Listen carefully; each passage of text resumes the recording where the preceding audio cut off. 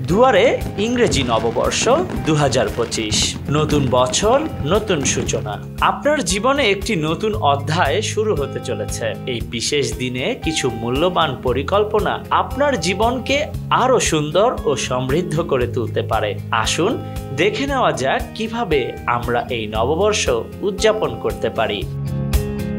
নতুন বছর মানে নতুন সুযোগ। পুরনো বন্ধুদের সাথে যোগাযোগ করুন, তাদের শুভেচ্ছা জানিয়ে সম্পর্কগুলোকে আবারও সতেজ করুন। যারা দূরে চলে গেছেন তাদের প্রতি রাগ বা অভিমান নতুন বছর মন খুলে ভাবুন। ক্ষমা করতে পারেন কি? যদি সম্ভব হয় তাহলে সেই সম্পর্কগুলোতে একটি নতুন প্রাণ দিন। জীবন খুব ছোট, সম্পর্কগুলো মূল্যবান।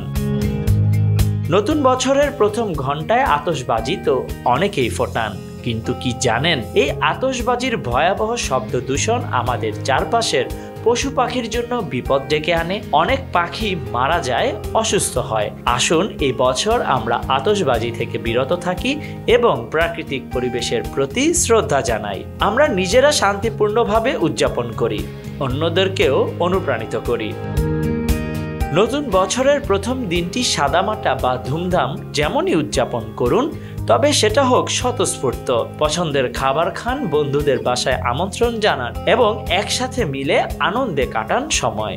এই দিনটি যেন হয় হাসি, আনন্দ এবং বন্ধুত্বের উদযাপন।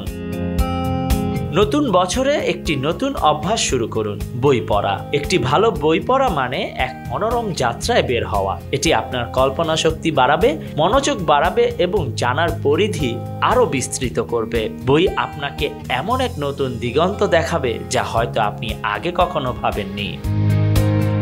নতুন বছরে একটু আলাদা করে সময় দিন সেই মানুষটির সাথে যিনি আপনার উপস্থিতিতে সবচেয়ে বেশি আনন্দিত হন। তাকে মনোযোগ দিয়ে শুনুন, তার কথা বোঝার চেষ্টা করুন। সম্পর্কের গভীরতা বৃদ্ধি পায় সত্যিকারের মনোযোগের মাধ্যমে। আপনার উপস্থিতি ও ভালোবাসা তাকে আরো শক্তিশালী করবে।